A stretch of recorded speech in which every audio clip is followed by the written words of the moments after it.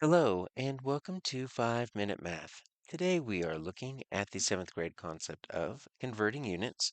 This is standard 7.4E in the great state of Texas, and we are using item number 37 of the 2025 released STAAR test. This is a new item type called drag and drop.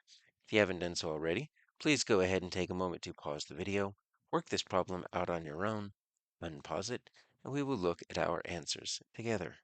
So we've got two different blanks here. You notice that not every answer is going to be used. And if we try to put that 240 in that top section, you notice that it wasn't going. When we click on the 240, this becomes blue down here. So those last four numbers can only go in that bottom one. And you notice how when I click on one of the fractions, it becomes this blue. So you can't choose all four, or you can't choose all eight for any of the answers. It's a 4 and 4. So kind of split those in half.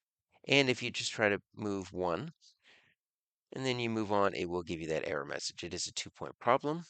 So let's get both of our points here. So we've got the length of a football field is 120 yards, approximately 55 meters and 60 yards, and we need to find the correct proportion. Now, we've got this x over 120. What is the 120? The 120 is my yards, so I'm going to do it like this. X over 120. We are going to set up a proportion here because we're converting between meters and yards. And I'm going to put my unit right there. That's going to be incredibly important because when we need to match up our units. Now, what do we know about the x? It's not up here, but it's right here to find x, and then they define it, the approximate length of a football field in meters. All right, so I'm going to put x and then m for meters. So that tells me what my proportion needs to be. What I want is let's go ahead and match. Since we have meters over yards, what I need is meters over yards. You could have meters over meters and yards over yards if you want to, but that's not the way they set it up. They already gave us the first part right here, the x over 120. So what do we know about the conversion? Well, we've got 55 meters over 60 yards.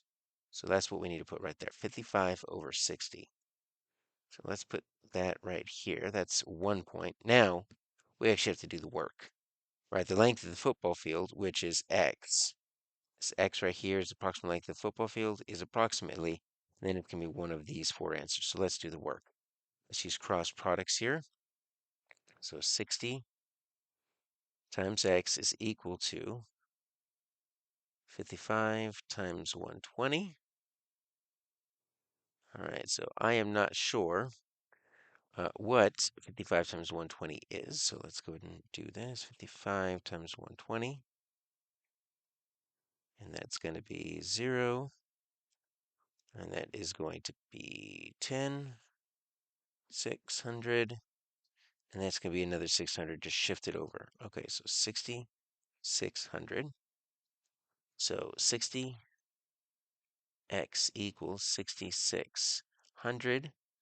And then what we do is we divide both sides by 60 using the division property of equality. That becomes 1.